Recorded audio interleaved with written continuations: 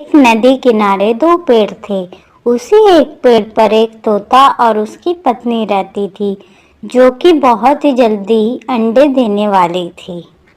इसीलिए वह घोंसले में ही बैठी रहती थी। तोते के ऊपर तो सारी जिम्मेदारियां थी, तो वह ही बाहर दाना पानी के लिए जाता था और अपनी पत्नी का भी पेट पालता था।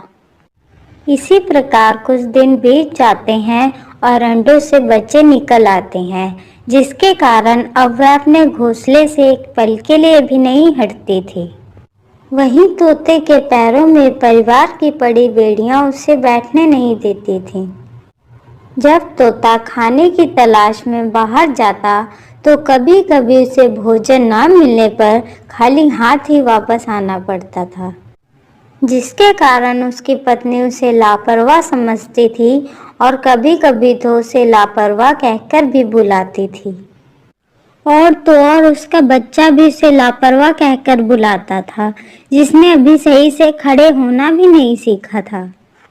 एक दिन की बात है, तोता खाने की तलाश में बाहर गया हुआ था। बाहर उसे अनाज का एक दाना नहीं मिलता है। फिर वह निराश होकर वापस लौटता है। घर वापस लौटते वक्त अचानक उसे चक्कर आ जाता है और वह जमीन पर गिर जाता है, जिसके कारण उसके दोनों पैर टूट जाते हैं और वह बेहोश हो जाता है। कुछ देर बाद तोते को होश आता है, तो वह देखता है कि उसके दोनों पैर टूट चुके हैं, तो वह बहुत दुखी होता है। कई बार कोशिश करने पर भी वह उड़ नहीं पा रहा था। फिर वह एक बार उड़ जाता है और अपने घोंसले में पहुंचता है। तोते को खाली हाथ देखकर तोते की हालत जाने बिना ही उसकी पत्नी उसे बुरा भला बोलने लगती है। फिर तोता उसे सारी बात बताता है, तो उसकी पत्नी कहती है, क्या तुम्हारे अंदर इतनी भी शक्ति नहीं बची है कि तुम सही से उड़ सको? पैर तोड़कर बैठ गए ताकि तुम्हें मेहनत न करनी पड़े। अब तुमसे कुछ नहीं होगा, जो करना है वो मैं खुद करूंगी, तुम घर बैठ जाओ। फिर उसकी पत्नी उसे बहुत खरी खोटी सुनाती है। अगले ही दिन मौसम बहुत खराब हो गया, मानो बाढ़ सी आने वाली हो। बादल गरज रहे थे, बिजली चमक रही थी, मानो कोई सैलाब सा आने वाला था।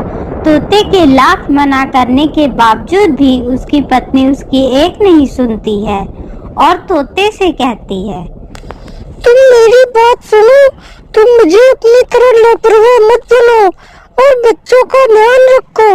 मैं जल्दी ही वापस आ जाऊंगी। इतना कहकर उसकी पत्नी उठ जाती है। बेचारा तोता देखता रहता है चुपचाप। फिर थोड़ी ही देर बाद बिजली चमकने लगती है। तोता का घोंसला खुले आसमान के नीचे होने के कारण तोते को और भी ज्यादा चिंता हो रही थी कि अगर कोई तूफान आ गया तो वह अपने बच्चे की कैसे रक्षा करेगा। तोता इतना सोच ही रहा था कि अचानक से तेज बारिश के साथ ओले भी गिरने लगते हैं। पैरों से लाचार तोता बेचारा बच्चे को कहीं ले भी नहीं जा सकता था। फिर तोते को कोई उपाय नहीं सूझता है, तो वह अपनी चिंता किए बिना अपने पंखों को फैला देता है और बच्चे को पूरी तरह ढक लेता है। उस दिन बच्चे को अपने पिता को इस प्रकार देखकर उसे यह पता चलता है कि पिता क्या होता है।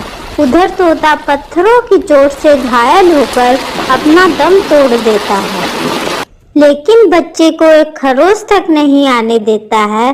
कुछ देर बाद बारिश थम जाती है, तो बच्चा अपने सिर को बाहर निकालकर देखता है, तो उसे पता चलता है कि उसका लापरवाह पिता अब इस दुनिया से बहुत दूर जा चुका है। यह देखकर बच्चा रोने लगता है। कुछ देर बाद उसकी पत्नी आती है, तो वह देखती है कि तोता दुनिया को अलविदा कहकर जा चुका है। तो उसकी पत्नी गम में डूब जाती है और अपने आप को कोसने